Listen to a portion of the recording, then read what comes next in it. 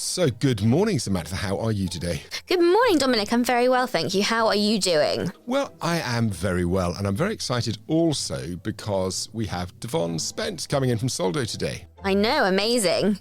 So what are you hoping to get from today to add to the Unicorn project? I think scale-ups, and they're obviously a very impressive scale-up, offer just a wealth of riches in terms of what they're going through. There are 1,000 competing priorities. They have to deal with various different components of what their marketing looks like, their sales look like, how they're doing their human resources. There are just so many things they're competing with. And I think these guys are obviously doing an incredible job, have done some amazing fundraising, and now they must be facing a lot of really interesting cultural challenges, marketing and marcoms challenges, and also just challenges around where the business is going. It would be really interesting to see what she's got to say about those things. Yeah, it will. Now, interestingly, it's called Unicorny because this is about drawing lessons that everyday people can use. And Soldo, of course, isn't an everyday business, but they are going to have challenges that I think our listeners will be able to relate to. Oh, totally, absolutely. I think that also, if you're a scale-up of a different scale, listening to what the scale-ups that are bigger than you are doing is really invaluable because everyone's just looking for that insight into how you do a little bit better. It's marginal gains, isn't it? A small thing here, a small thing there. Yeah, I think also that one of my problems with the existing literature is it's all retro-engineered, and what we're about to hear is live. Yeah, it's so in action. Just closed Series C, 180 million, I think, Series C. So what we're about to hear is live. From the battlefield. From the battlefield. Let's go listen. Unicorns.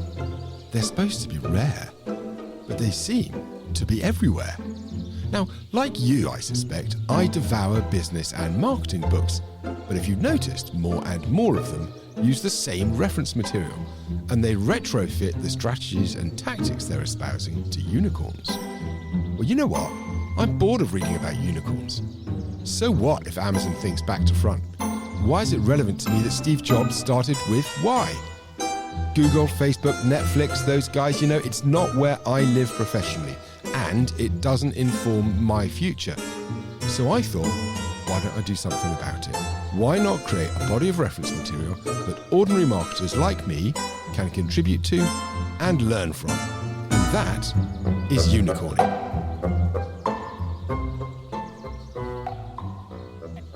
So we're very lucky today to be joined by Devonne Spence from Soldo. Hi, Devonne.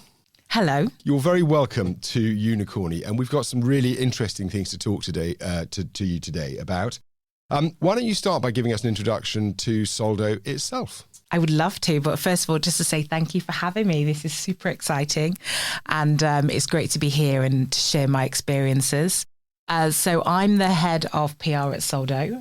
What is Soldo? It's effectively a prepaid card solution from anything from small business right through to some of our biggest clients such as Gymshark and Mercedes-Benz. So what does that look like? If you are a team and you're scaling, you're growing, you have costs, you've got to pay for things like events, you've got to pay for media, you're going to pay for conferences. And this just gives you a really easy to use card and app just to make that whole process a lot more easier. If you are a finance manager or if you are a CFO, you've got lots of different invoices coming in and out of your business. This way, with an app, you can see exactly what the cash flow is. So we know that our customers will probably save about 2% on revenue share each year and maybe 30 days per person within the organization on manual expense days, which is the biggest problem that we're trying to solve. So super interesting company, just been through Series C, and it's a wonderful time to be the head of PR for such a great tech company. Fabulous. And very competitive market space. Fintech seems to be on everyone's lips at the moment. How do you find it? Look, it's super competitive. We've seen the VC numbers. The Series A's that we are seeing are literally incredible. A Series A looks like a Series C now. So the competition is huge. So our competition includes the likes of Tide that have expense management. Virgin just came out with expense management. Also, we've got Pleo and Spendesk who play in the spend management sector. But what we're doing is quite niche. A lot of people don't know we have the problem. And I think in fintech, if you can describe the problem that you're trying to solve in easy to understand language, it's much more easier to get, that whole, share of wallet. And what are Soldo's key points of differentiation? Yeah, I think that we know business like no other.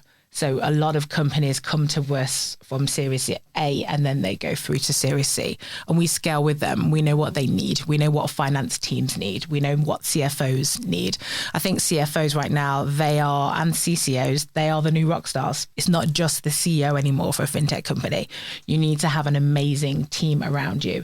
And our product appeals directly to those people. We know exactly what they need and we speak their language. And that's what sets us out from the competition. That's pretty cool. Our CFO would love that. I know. Really? To be a rock star. I always tell my CFO. I think quite like to be a rock star physically too, actually. Yeah. I think there's some edge in that. Definitely. But I think it's just wonderful because it's just not... Also, I think when you're a founder, CEO, that level of buy-in, that passion, that emotional and stress investment is so much higher than everybody else. You need that team around you. You really do. They make such a difference, don't they? And it's so interesting what you say about the CFO being the new rock star, because I think now people are starting to see deals like the Gymshark deal who you mentioned, and immediately one of our kind of smaller businesses that are doing their round A at the moment said to me, "Who did that deal? Get me the team for that deal." And suddenly he's like, who was the CFO? Who were the finance people? And this is a guy who's like an inventor. He's not really interested in this at all. But suddenly it's like, okay, the spotlight is shone on that industry right now so much. Yeah, it's super interesting. If you think about 10 years ago, like the likes of the Monzos, the Go Cardless, really breaking the industry. Everyone coming out of that Y incubator and then going crazy. We've kind of got this class that's all graduating now, and it's, are those valuations real? Yeah. Is there a little bit of overhype? Do we have a tech bubble? Yeah. So I think there is a massive spotlight on the fintech from an investment perspective, innovation perspective, but also, are the VCs throwing a bit too much money at it? Yeah. I think that's what people are having to be mindful about. Yeah, it's interesting, isn't it? And how that fits in. Do you do quite a lot of kind of PR and press and publicity around your funds raising, or do you leave that alone? We just had the Series C and we work really closely with the VC teams and with the PRs within those VC teams. Right. And, you would think, well, they're investing in so many companies, they don't have time for me. And actually what they love, if people want to have something to take away, reach out to your VC PRs. They are getting tons of opportunities, virtual panels, conferences, being in the room with the hottest C-suite, probably at some of the companies you're trying to target. Work with them. Yeah. I think that can be a really successful thing for you to do. It gives you more visibility. That makes so much sense as well, because classically VCs are so unsexy in their own way, Yeah. So it's like you add a little bit of sex appeal to it and you're game to do some things, and suddenly the VCs are seeing themselves in places they wouldn't expect, and everyone's winning reputationally, and it helps to bolster all sides of the conversation. Yeah, I love what you've just said. And, we found that we were getting on more lists, top 20 places to work. Totally. And it was because people were seeing the commentary from that third-party validation, which is the VC. And we need that. It can't just be me telling you that we're great. You want to hear Dawn Capital telling you how great we are. Yeah. So I think definitely working with VCs is super important. Yeah, it's hard though, isn't it, when you're doing the fundraising and businesses scale, some of them so quickly, especially in the fintech space. It's almost astronomical where they can go from in the space of, 5-6 months. And I wonder if that is really challenging from a comms perspective, isn't it? When you suddenly have got on your hands a beast that started out as a piglet. And, and suddenly you've got it's like buying a micro pig and actually it was a real pig. And you're just stuck like, okay, fine. Why have you put that in my head? I literally have pigs in my head now. This is going wrong. This is not what I expected. But it's Sorry, actually I'm so bad at this. It's a really good comparison, because it's kind of what you were. I was sold in on a promise that this business was growing, and it is. We just had 180 million investment, but also you now are responsible for taking that company to the next level, delivering on your promise, but also delivering on that promise that your CEO has just made quite publicly about where the company is going to go. Yeah. So that actually can be a good thing, because it makes you hungry. You've got to get the business to that next level. It's a great kind of piece of momentum that you can have. People have seen the funding round news and they want to talk to you. So you have to be ready. Yeah. Have to be ready with the next step. You can't talk about the funding round for the next 6 months. You have to talk about other things. So we're talking about products that we are launching. So we just launched the Google Pay integration. And that basically means, if you've got your Soldo card, you can use that to travel on the underground, for example. Yes, you can use it to purchase up to £100, but it's almost like a card that you can use. And with the whole remote world, we feel that hybrid business model is something that we can support. So that's one thing. We're also out there talking about the fact that we're trying to hire people, right? That's absolutely. And that internal employer brand is so crucial, isn't it? Yes. And also the type of employees that come in at the ground floor level versus the type of employees that you need at the mid stage. It changes. It really changes. And you get to that point where you start out needing wildly dynamic, completely sort of push hard people who are going to get in on the dream and be there when it's really, really tough and when the shit is down and they're, they need to get in it with it. But then you need, after that, a really great culture made up of people who are hard workers, who buy into the vision, but aren't necessarily those hustlers. Yeah. You don't need everyone in the business to be a hustler. No. It would be unmanageable. It would be. And, we spoke earlier about the pace. And I think you're so right. You do need people that are going to hustle for you, but you also do need people that are going to slow things down. We spoke about this, running after things, which happens a lot in scale-ups. Just chasing it. 100%. I don't know if you find that things can be quite short-termism because everybody's focused on my biggest leads fight and sales. And that's really hard, isn't it? And in a scale-up, because obviously most businesses leads versus sales versus brand awareness and brand positioning. For a lot of brands, that's a big problem. But for a scale-up, to go to another strange analogy, you're a teenager who just shot up 6 inches, and you're like, you don't know what shoes fit anymore. So you suddenly that whole thing of generating leads and sales becomes so important because you've got the investment, but equally you have got that task of protecting the brand, growing the brand. And I wonder, how is that internally in terms of conversations? Do you have a really receptive kind of board who likes comms generally? Do they get it? Because I think that makes such a difference. Yeah, I think you're right what you've said about, the leads, etc. Then you've got the brand awareness, and without brand awareness, you don't get leads. And that's the conversation that we're actually having in our business right now. Mm-hmm. Okay, we need to make sure that the runway is healthy. We need to make money, but we also need a longer term plan for the brand. If we just focus on the next 30 days every time, you're not going to get the growth you need. You're not going to get the brand awareness. So I think, yes, definitely having that relationship with the C-suite, showing the value that you bring as a comms person, showing yourself as an expert that they can understand and respect and appreciate. You might sometimes come to them and show them something else. I might say, well, look, what's happening in this sector. This is how they've achieved this story, and this is why this is working. Just wanted to let you know. Or, today we've got this Pleo, one of our competitors, they're on CNBC. This is how they've landed this story. Yeah. These are the numbers that we would need to release from our business to have the same sort of presence. So you need to be able to influence the C-suite 100%. So it's quite a learning curve for a lot of them often, isn't it? It really is. Yeah. And so many times a business is started by a founder who's wildly impassioned, has this dream to, put pink cherries on top of every bus or whatever it is. And that's all they focus on all of the time. And then you have to get them to look up and look around them. And it's so about communication, isn't it? Internal communication and, being on the same page. And that can be really challenging. Yeah, I think you're absolutely right. And not being a yes person is part of who I am. I have 10 years in banking. You're right. We don't say. I don't know how to say yes. You just can't say yes to everything. And Madonna famously said, "I'm successful because I don't surround myself with yes people." People say no, we can't do that, and this is why. And I might not always get my way, or I might not always be able to assert my influence. But if I can give you the reasons, there's 3 reasons why I wouldn't do this. If you really care about this, I would go with this. Yeah. And then you're going to get this. And if you don't like it, we can test this. Yeah. So I think having that flexible approach, but then also, you can't win everything. So sometimes it's going to be battles. No. And that's that's a key takeaway, I would say, right? So know that you're not going to win every battle. Pick those battles. Yeah. And I think as well as the business having a sort of short-term, long-term, you have to have that for yourself, don't you? That's really important, not necessarily just in terms of career growth, but am I fighting this battle today, or am I letting this one go? Because in 3 weeks' time, I'm going to really need this. And you've got to think strategically when you're growing so quickly, haven't you? I really like that. And I think you've got to be strategic, you've got to be neutral, and you've also got to check your ego at the door, right? Sometimes I have to be like, what are you doing? Why are you so upset about this thing? It's not it is my company, but it's not your company. Yeah. And at the end of the day, if somebody doesn't want to do a certain thing, or they're saying 6 months, let it be. wait for the 6 months. So I think you've got to focus on, as you said, what are the top 3 things that we want to achieve to scale this company? Yeah.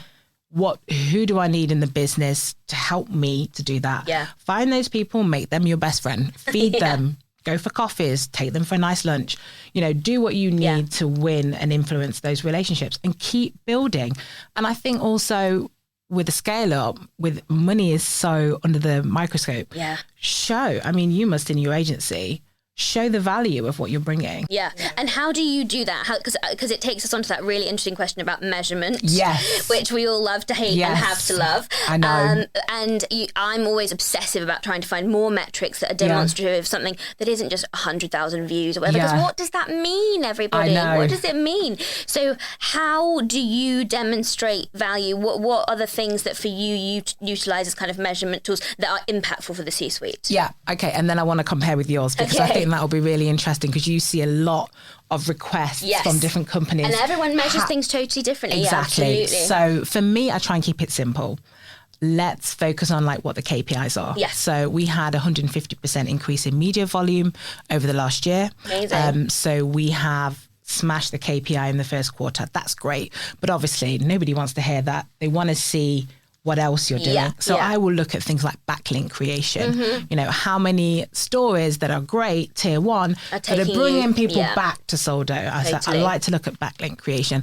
I also like to speak to our growth team and say, okay, I launched Google Pay 2 days ago. Can you show me the web let me see the data.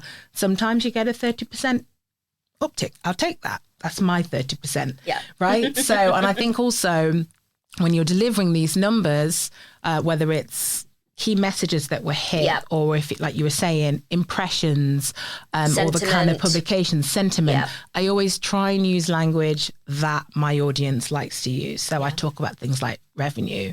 I'll talk about things like 100%. visibility, speak to them in their language. And that's a really good thing, isn't it? I think for marketeers generally, there's often this disconnect in terms of how you communicate. And I think the quicker you understand how that person or that group of people needs to be spoken to and how they see the numbers. We have this with clients all the time, where stuff doesn't go, gets to the C-suite and then they're like, what does this mean? I don't understand this. And you have to really get your audience, you understand your audience in the same way that I think comms is entirely about understanding your audience fundamentally, 100%. But it's the same when you're running a marketing department. You've got to make it easier and easy for them to understand. I'd love to know how on your side you do this.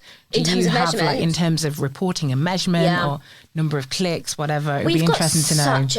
We've got such a blend. So some clients are still stuck with add value, even though I have the conversation where I'm like, it means literally nothing. I could tell you how many sheets there are on a roll of toilet paper and that would be a more impactful number. But they want it. So you gave it to them, absolutely fine. I think sentiment, 100%. We look at NPS a lot because that's really, and I also like NPS because it gives them that more long-termist view, and that they love it, and especially with those businesses like a BT or like a Bayer, where that's so important for you guys. Do you track that yet, or have you all come to it? It's we've not tracked the moment it. yet. We've tracked it. I'm not 100% sure if the people that are tracking it for us have got it right. That's really important. That's my worry. I'm scared to send that out because once that goes out, people will start asking questions, and if I can't answer the questions, then my reporting is nullified. And that's the crux of it, isn't it? When it comes to measurement, is you need to know what you're trying to measure, but you also need to be able to verify those measurements. And that's where, that's, as I said to you, we don't work with paid influencers. We just don't see the value in it. We work with advocates, and we'll often work in partnership with them and find those key individuals in places that have genuine cut through. But I think we have gotten because the numbers made finance so comfortable, because that made them feel like, oh, okay, there's a value to that.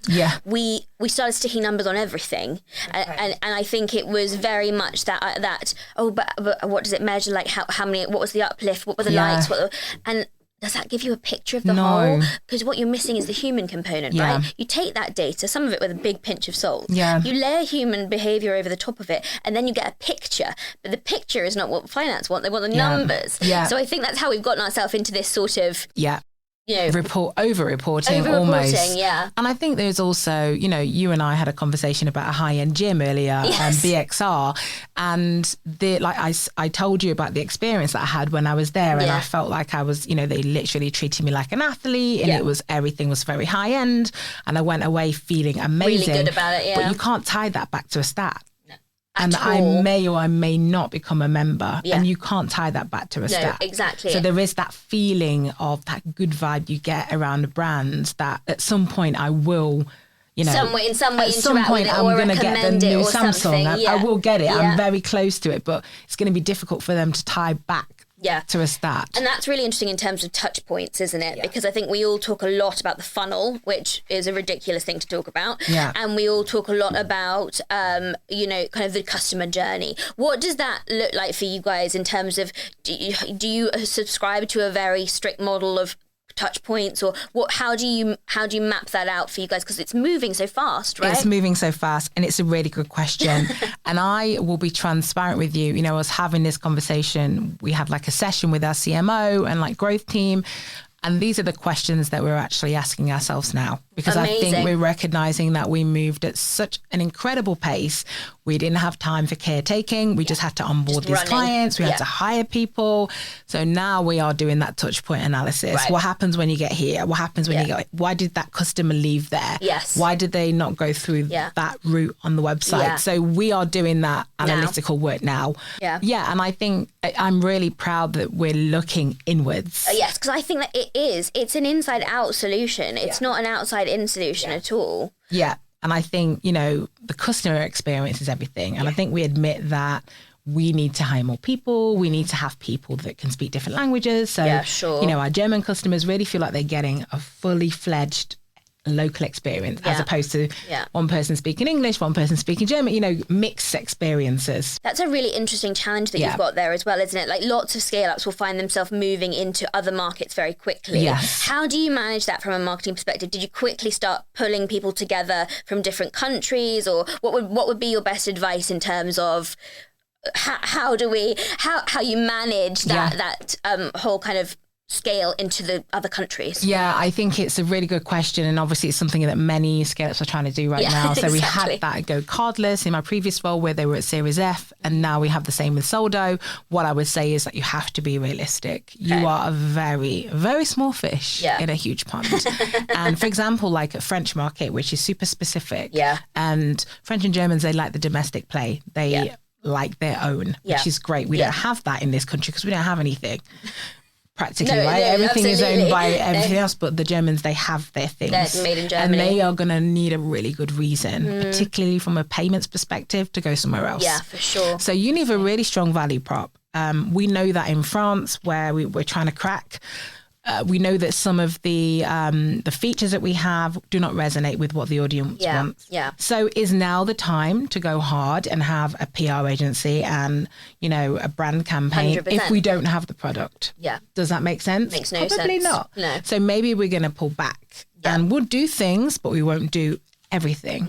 And then in Germany, we've just hired a regional marketing manager, so we're going to have lots of content, partnerships, relationships. I'm just going through an RFP process so I can bring on a PR agency. Yeah. So we are getting ready, but I would say that it takes time, and you really need to know the market. You also need a spokesperson. A German spokesperson, not a marketing person, whether that be German, whatever language. Sorry, I keep focused on Germany.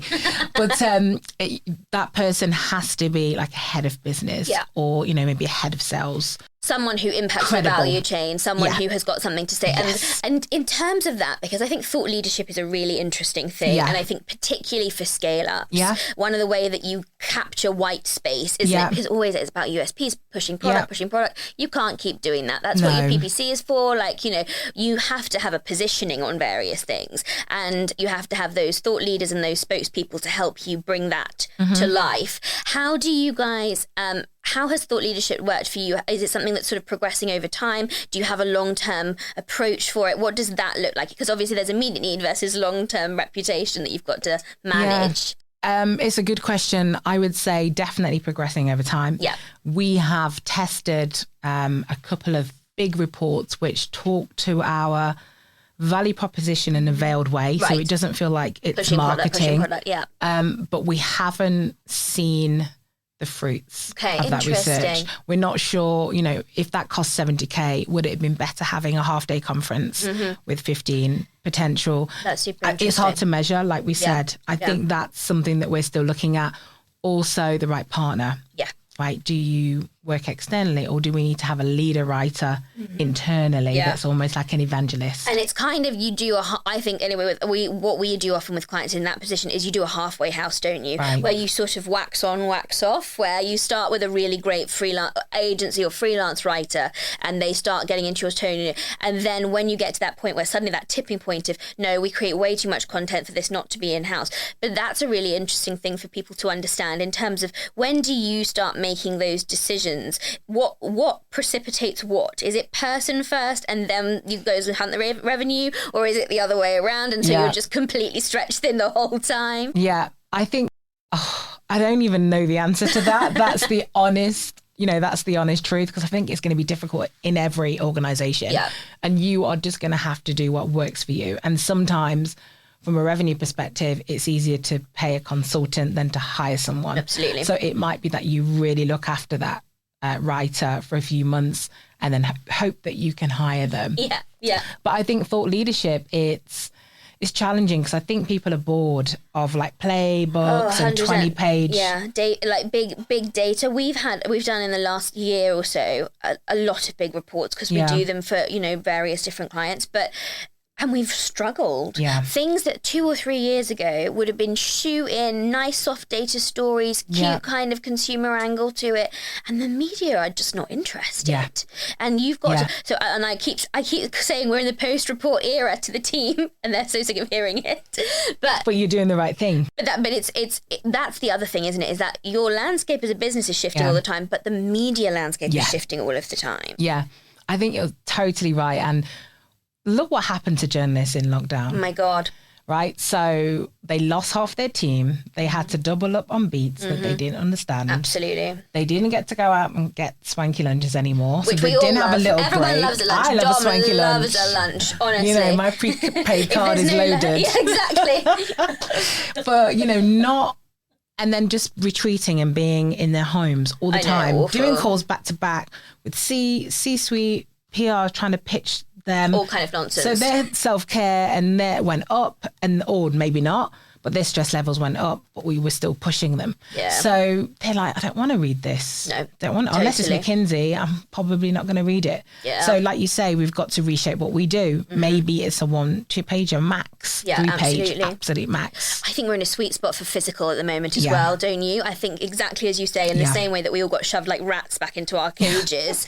I think journalists were like extra had that on top of them. And I think it's really funny because, again, 2 or so years ago, getting a journalist out of the office, my team used to complain to high hell that they couldn't get one out for, and I'd be like, but offer champagne, like what are you doing to get them out? I love it. No, okay. But now I think we're doing a couple of things physically, and I think people are like, yes, I'll going. be there. Yeah. That would be great. Yeah. It's like we've got plans and they like it. It's like I'm going to do something. So we're in the golden age of bringing media out, I think. Yeah. So that's a really important kind of, it's about working with what shifts, isn't it? Yeah. It's about being as flexible and agile. And that's obviously what you guys are about, being flexible and agile. But it's bloody difficult being flexible and agile. Yeah, it is difficult because you're constantly moving. Yeah.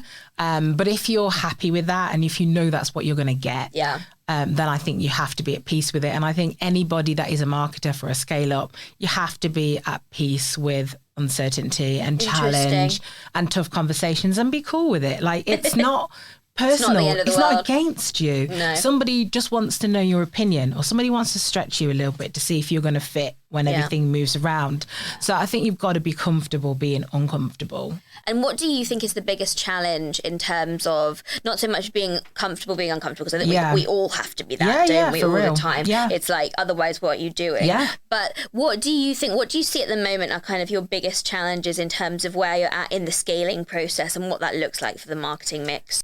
I think that with scale-ups, there is often a disconnect between where the stakeholders think the business is, where the market thinks the business is, and where the business actually is.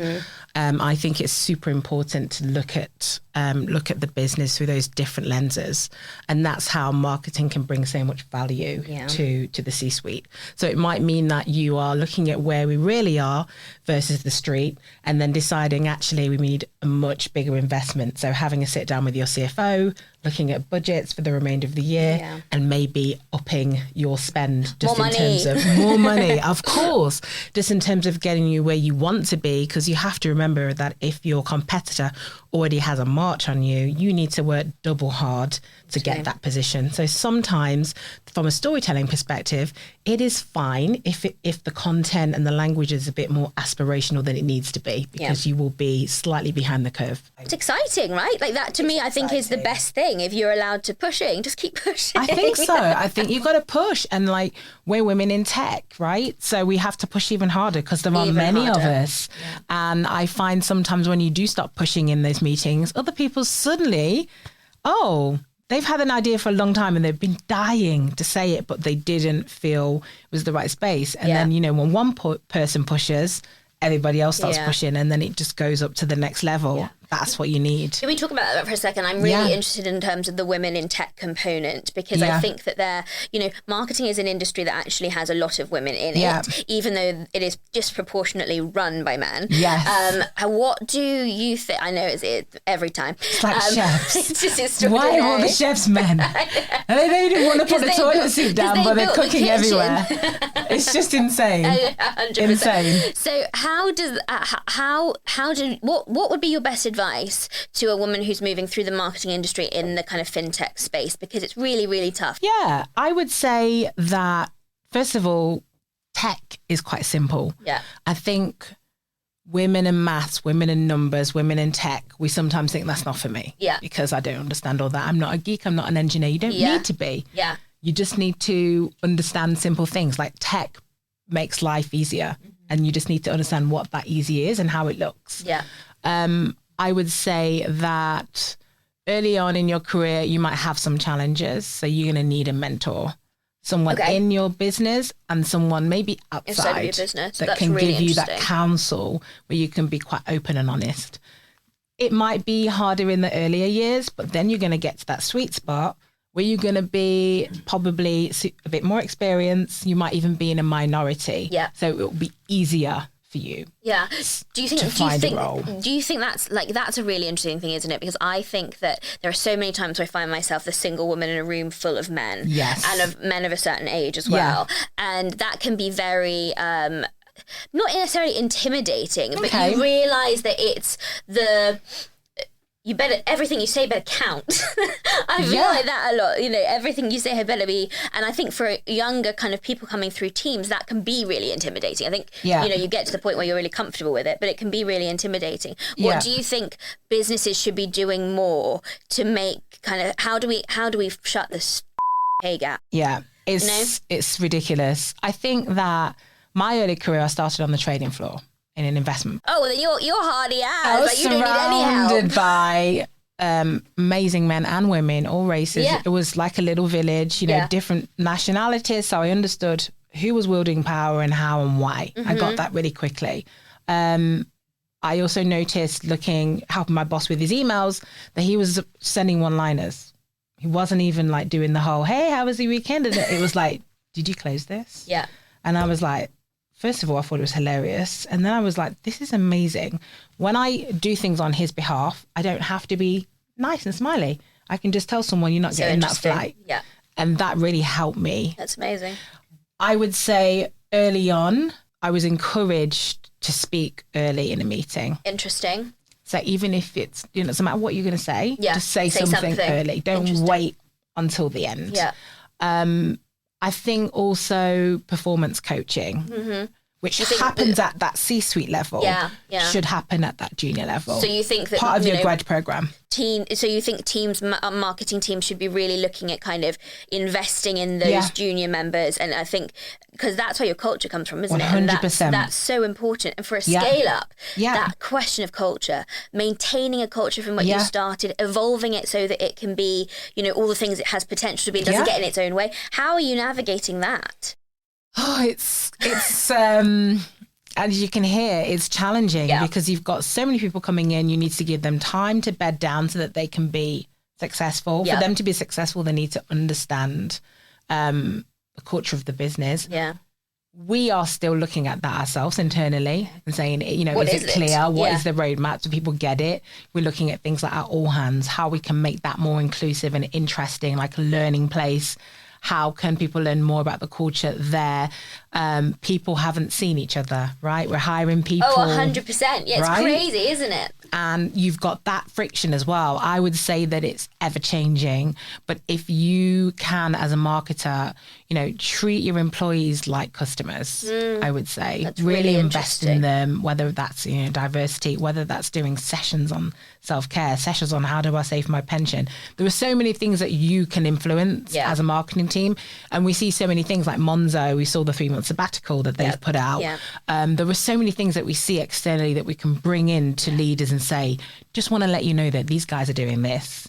And I think you've got really good rope on that, don't you? Because there are brands like Monzo, and it's going, okay, fintech, we're going to do a 4-day week or whatever. Yeah, Atom Bank, And so in a way, you're kind of allowed to really push the envelope where other people in marketing in different sectors 100% are not. They're kind of dragging those old rocks around. Whereas if you show up and, of course, you have something... I would assume something innovative to try. You're getting quite a receptive audience there. I would say so, because a lot of the time, everyone needs help. Everyone is super busy, right? So HR, they're trying to hire people. They're looking at the culture. They're looking at Glassdoor. And sometimes there's no space for innovation. So you need to be that innovative person and say, hey, what's the employee engagement plan? Do you want to run it past me from a PR perspective? Is there anything that when we look at touch points, there are touch points internally that you can rocket. Just literally by saying, well, why don't we do it this way? Or why don't we send a voice note? Or why don't we, there's so many cool things that you can do. And I think right now, with everything that's happening in the world, there is an opportunity to test. And if it doesn't work, you just pull it out. And then start again. Do you know what? For the last 30 minutes, I've been watching you guys rap, and it's fantastic. Normally, I'm a little bit more vocal than this, but today it's just like... Don't need to. Put my feet up. Put your sun lounger. Don't care whose shirt it is. I kept thinking that he's going to do this in a minute, like the wind-up. Stop talking. Oh, really good conversation. There's so much more points. Yeah, I think we need to go for lunch. I do too. A good lunch. I'll have to use my Pleo card. I don't want to see it. Then it's on Soldo. Yeah, exactly. Yeah, there's so much there. Look, I started writing down some of the takeaways, as I tend to do during these. I got to 10 and I stopped. Oh, that's good, because I kept thinking, I know, give them something. Give something to do away. I think we've got plenty. There's so many, and we're still on. So, dear listener, you have a feast of things today to take away. I think we're going to summarise those after we finish, but literally there's so much there that it's hard, I think, to summarise it now. I just want to spin a little bit towards, because this has been wide-ranging, and I think some of those points are really well made. And I think this is a really strong podcast for anyone who's in a scale-up and doesn't, or is joining one and doesn't know what to expect. Yeah, I'm quite keen to hear your view of the future. Yeah, where you think our business is going, how you think people like us can contribute to future business success. Yeah, definitely. I think the future is exciting. If we're looking at things that are happening in the metaverse, for example, and all of those companies lining up, NFTs, the Salesforce employees, didn't want anything to do with NFTs and they really pushed back on it. I think community is going to be super important. And if I think about community, I think about my family and school friends. And if we look at what happened in lockdown, a lot of that was taken away from people. So we know that we've got a whole 2 years of kids that are 14 to 16 that haven't been back to school. And that concerns me. And I think it's a community concern, but also a community opportunity to do something to reach those people. And where do you think brands stand in that? I was going to say, this is the thing. So the business has a responsibility. This is it. There's an expectation the business is going to play a role now, exactly, right? Absolutely. It's civic responsibility for brands is not a maybe or a nice to have. It's not an ESG or CSR thing. It's a how are you actively contributing to improving this world? Yeah. And what is that like for you guys? Yeah. Well, we are having conversations about community now. Right. Like, what does it look like let's not just rush and put community on our website as a click through. Let's work out, what do you want it to be? And for me, it's a club. Like if I go to a club, if I was part of a club, how do I want the behavior to be? Yeah. Who do I want to be around me? What do I want to hear? What time should it close? Who owns it? And these are all the things I feel you want to answer before you go. I think if you look at things like Salesforce with Dreamforce, or if you look at Xero, they've got communities, so many unofficial communities that are almost more popular than the original communities, and they endorse those. So I just feel it has to be, you can have like a brand building community, but then you can have something that is less brandy and feels a lot more authentic. It feels as if community manager is a new role that is new. We haven't seen that before. Maybe you might have been membership services, or it just feels as if brand, then obviously you've got the official platforms, you've got LinkedIn, you've got Instagram, etc., you've got TikTok, and then you've got the official communities which sit underneath, a brand. If you look at what Gymshark have done with, their amazing blogs and their local athletes, it's understandable. You feel part of it. It feels real, and you can also contribute. I just think a lot of look at the conversation that we're having today. I'm thinking, she was in my business. Imagine what we would do. And I think some of the best people you meet are outside your business. Oh, without question. So community gives you the opportunity to bring them all together. And that does strike me for your brand particularly. I was thinking about this in terms of, obviously, the SME, the great and wonderful SME who we've done so much work with and so much data on, and understanding how they work is so fundamental, because I think, and this is where big banks have really failed, they haven't understood, a myriad of failures, but this particular failure is they haven't understood how SMEs really operate, what's motivating them, that founder has this kind of consistent fear about certain things. I think you guys can really be a brand in this space who demonstrates that white space about owning and understanding SMEs at a gut level, at a behavioral psychology level, at a really like actions and motivators, because God knows they're looking for help and advice, and we know they are. The data shows that they're out there hunting for it, but they're not finding a brand that looks like them, reflecting them back, and that has things to add. It's all like Barclays Digital Angels and stuff like this. Things that don't necessarily resonate. And I think, SME has been through the trenches. Like if you look at the loans that they had to go through and all of that process, and people losing their business that they've put so much money into, and then, needing to scale, but not really knowing, well, what apps do I need? What tech do I really need to do this? Need a hand. And that's it. And I think providing an authentic place where people can come and ask questions, people can be rewarded as well for, being part of the community. But it also doesn't have to just be a space online. It can be an event. It can be a breakfast that you host every month, bringing together top talent, senior talent. You can bring together, your Mercedes, your Gymsharks. You can bring your top revenue generating accounts in a room. Let's talk about the problems that you guys are facing now. Okay, you've scaled. Okay, you're making serious money. What are the things that are bothering you? We've already done this, and our VCs are in the room too.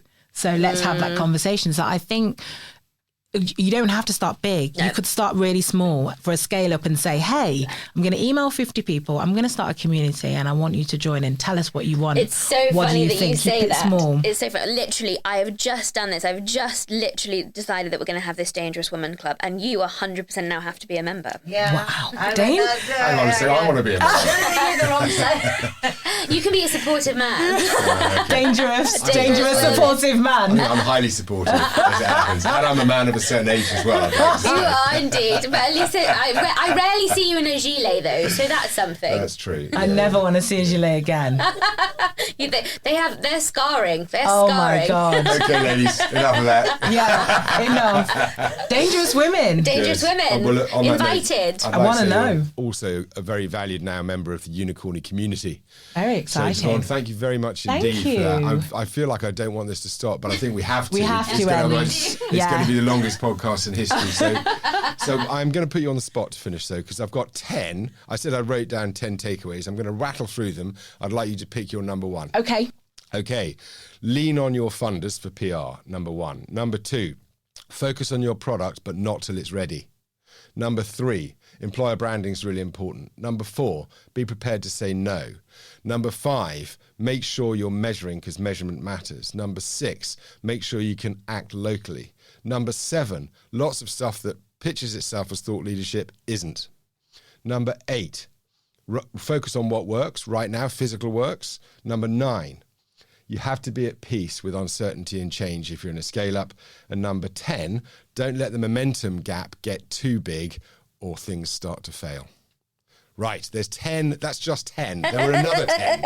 Wow. But those are 10 of the takeaways we have from today's conversation. People are getting gold today. They're getting gold. Piece, I know they are, yeah. If there's one piece of advice, what would it be? I would say number 9. Okay.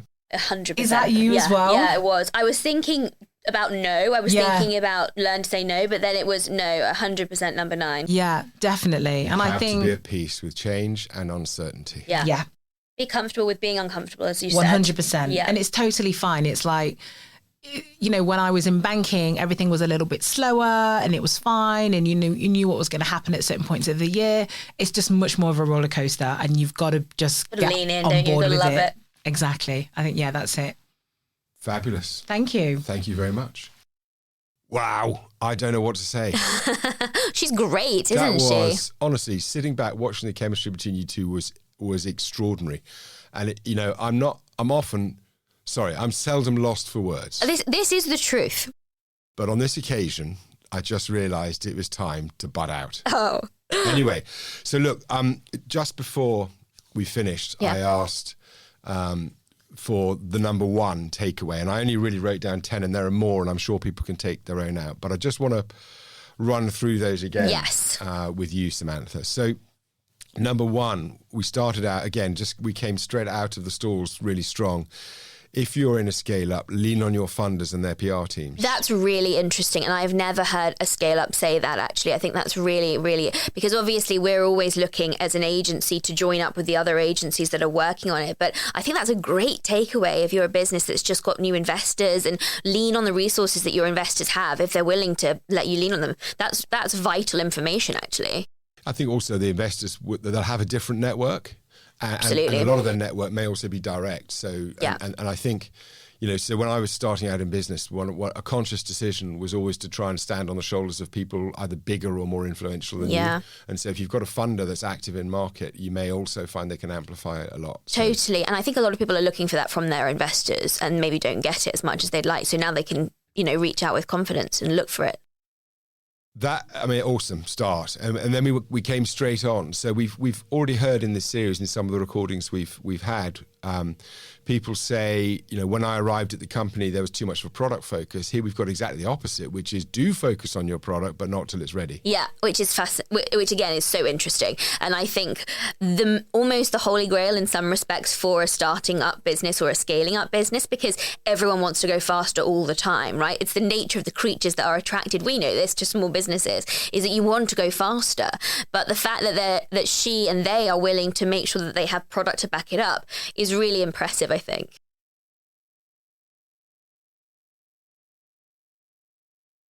Well, that's everything, isn't it? I think we didn't talk too much about culture, actually, but I think that, she can clearly tell and knows that culture is the thing on which your business success really does lie. And everyone, is so focused often on the outside and about new business and new leads. It's very easy to neglect the culture, and then you turn around and you actually haven't got a business that can sustain the growth you might be bringing into it.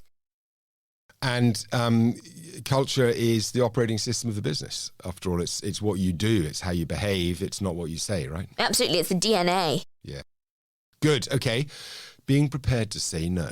I love that. And that's really hard. And I think a lot of us find it hard to say no, actually. But then some of us find it very easy. You find it quite easy to say no, don't you? I'm quite good at saying no. Yeah. Yeah, I wasn't always... I used to be a yes man for a very long time. And the reality is, it's easier to say yes. And if I can say yes, often I will. Unless it really matters. And I think that was what we were drawing out, was that you've got to pick your fights. Yes, totally. Totally. So, but sometimes you do need to have the moral courage and the conviction actually to say no and stick to it, I think. And it's an interesting thing from an agency perspective, because I'm always encouraging the team to really be very vocal when they don't think something's going to work, because clients rely on us for that expert counsel. Otherwise, what are we there for? So just saying yes to everything they ask for is not the best thing for them, not the best thing for the agency, and ultimately won't get the best results. But it's a hard thing to teach and learn. It is, and actually, it's one of those things. Also, when you get into a leadership position, to be careful what you wish for. Now, I quite like it when I get pushback from people, and I encourage. Well, you may know I encourage it because I like that whole kind of rebel thinking bit. But not everyone does. No, absolutely. In fact, a lot of people don't like it when people say no to their face. But I don't, if there's a good reason, I don't mind it. So, okay, moving on to number 5, we discussed measurement. Measurement. It's been around forever, this issue. It's terrible. You know, until we really do design a way to measure that is much more accurate, which can be done with various different kind of AI and data components and bringing in behavioral psychology and layering it up, and then we confirm there is an index by which we're measuring that is standardized. Once we do that, we're home and dry. But until then, it is going to be the perpetual albatross of comms people, because sales teams want to see numbers because they see numbers all the time. So you put numbers next to them because they speak that language, and then they're like, oh yeah, okay, we're doing okay. But they don't know what it means really. And I think education over just sticking numbers next to things would be so much more beneficial. But so many businesses, our clients, so many of them are beholden to taking those numbers, and those arbitrary numbers stay, you know, in place to measured against other things within the business. Yeah, and I've been active in a few threads on LinkedIn about this, because there are, I'm afraid to say, it's PR professionals who are bemoaning the fact that PR doesn't have a place at the boardroom because they're not measuring like performance marketers. Well, it's not performance marketing, right? 100%. It's a more subtle art than that, and branding isn't an immediate fix. And anyway, this whole thing about return on investment, it's not an investment. An investment is a financial thing you do in order to get a return. Yeah. Investment in your brand can't be measured that way. No, you can't at all. You can't turn what effectively is a qual into a quant and it be anything other than arbitrary. And the problem is that over the last decades, there has been a lot of attempts at doing that qual to quant, and that has made a lot of it look ridiculous. Yeah, pseudoscience. It's bullshit, isn't it? And everyone's kind of very, very worn out by it. And then you end up with a credibility gap. And I think that PR really struggles with that credibility gap. And that's why it doesn't sit at the C-suite table often, because people don't associate it with serious grown-up people who are strategic. Yeah. Yeah, we could talk about this one. It's very close to my heart too. But let's move on to number 6. Act local. That's an interesting one. And the community one is an interesting one as well, isn't it? Because for a brand like theirs, you would expect that they don't want to act local at this time. Yeah. You would expect that they will want to be really going global, going national, really kind of embracing the speed with which they can grow. So that's an interesting thing. And I don't know if that comes from inside the business or inside her specifically, but I think that community question and what role businesses have to play in civic society, particularly for fintech brands, is a really, really poignant one. What are they going to mean? We're also doing it at scale, right? So acting local for a small business is fine. But yeah, the speed they're going, the size they are. Yeah. So acting local at scale and at that speed, I think, is really interesting. I think a side point I made on that was about, which I really relate to as well, is about time elasticity. That, you know, sometimes you think it's important to get everything done today, and then suddenly 4 weeks have gone and the business hasn't suffered. Absolutely. So time... Sometimes you need to get things done quickly, sometimes you don't. And again, it's that sort of dichotomy between local, global. It's like quick, slow. Yeah. And they have to run together, don't they? They have to. And you, I think, as an individual, I'm perpetually reading Adam Grant's books and trying to figure out how I run my fast and my slow together, and how I have disciplined days and how you structure things. And I, you know, it's like we plan and God laughs in that respect. It can go out the window so quickly. But when you are responsible for a brand, you can't turn around and look back at the last 6 months and realize, but I did everything on my to-do list, but we're nowhere. Yeah. No, wise words, Samantha. Speaking of wise words and thought leadership, number 7 was lots of thought leadership just isn't leadership, it's me too. Which is really interesting, isn't it? Because I think that's so everyone has decided that you have to have a voice in order to be making, and everybody is so busy making a lot of noise instead of potentially considering much more carefully what that noise is trying to telescope, what the value of that noise is. What are you trying to provoke in a conversation? Are you having a conversation, or are you just telephonically yelling things at people. And I think thought leadership has to evolve, because it can't just be, endless white papers and reports and data and all of this stuff. It has to be human. It has to be interactive. It has to offer something that people don't have. I think maybe this comes back to community as well, because not everyone can be a leader by definition, right? So if everyone's doing thought leadership, it isn't leadership. Smart people shouldn't want to be leaders, frankly, because it's a bore.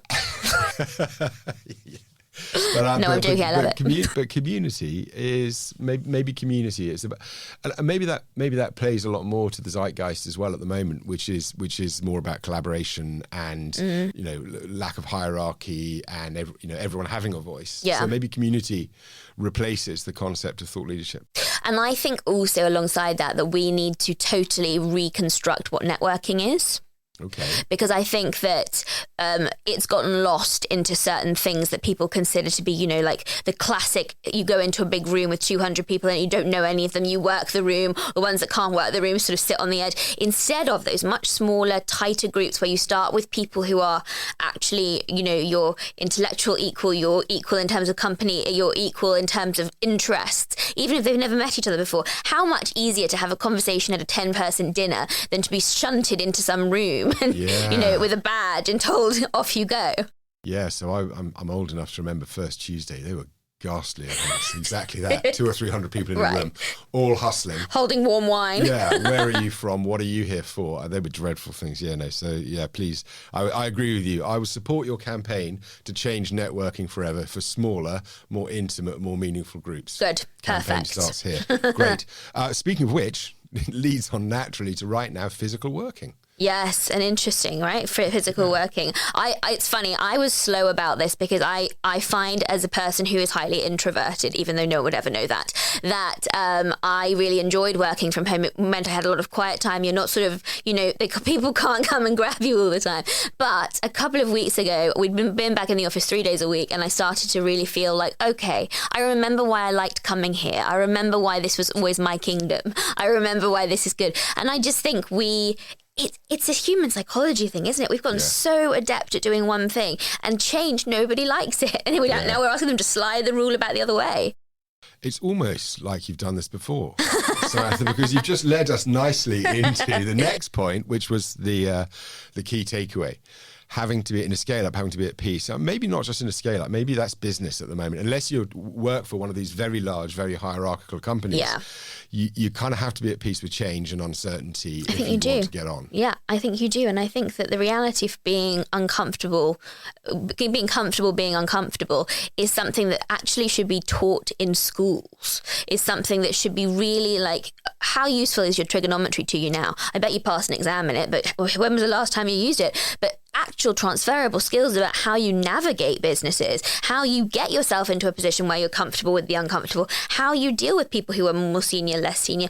All of those things are really a challenge, I think. And the more you can be like, okay, there's a stone in my shoe, but I'm going to walk with it there anyway, the better. Okay. Finally, this is going to be our longest podcast ever, but I think some of the content's just fantastic. So I don't think we're going to edit any of it out. We're just going to leave it. And if you haven't got to this bit, you've missed out. Finally, this is something that strikes very close to my heart, because when you're trying to build something and you're trying to scale at speed, there's momentum, right? There's the story the outside world sees, and you're always scrabbling to keep up with it. And if that gap gets too big, particularly if you're in funding, you can get yourself in trouble. Yeah, absolutely. Things drop away, don't they? And things that you thought that you were going to be able to hold on to, you are not able to translate to them. And that it's a really interesting thing about readiness, isn't it? About knowing and having a strategy and a plan of when this is going to hit. And so these are the things that we're going to do. And even as a startup and a scale up, it's so difficult to do that because you're so focused on one thing, which is usually getting the money, that the plan of what happens when the money starts, from an ops perspective, you know exactly where that money's going, but from a comms perspective, from a brand perspective, you have to be ready too. Well, I think you've got a few different things going on. So you've got the CEO and the CFO out chasing the branding, telling the story. So they're out like at the vanguard. Yeah. Then you've got ops, who's dealing with the reality, trying to make sure that the organisation is up to speed with where the CEO and the CFO need it to be. And then you've got comms trying to bridge that gap between them, trying to make sure the story is consistent and that everyone's saying things that are congruent. And I think that's a really big challenge that maybe we can dig into in one of these other interviews. Yeah, I think it is a really big challenge. I think the comms component, it's that bridging thing. It's getting that right is actually the kind of key, as long as everyone else is doing their job really well. Well, there you go, guys. Honestly, that was quite a ride, and it's long, and I don't apologise for that because the content's fantastic, and we will see you next time. We will. Thank you for listening. That is the end of today's show. If you would like to subscribe to us, please do go to your favourite podcast outlet and you will find us there. If you want to be on the show, my name is Dom Hawes. Look me up on LinkedIn, connect, and I would love to talk to you. This show is put together by Selby Anderson. We find and unlock hidden value. And the show's recorded at Turnmill Studios, which you can find at turnmillstudios.co.uk. See you next time.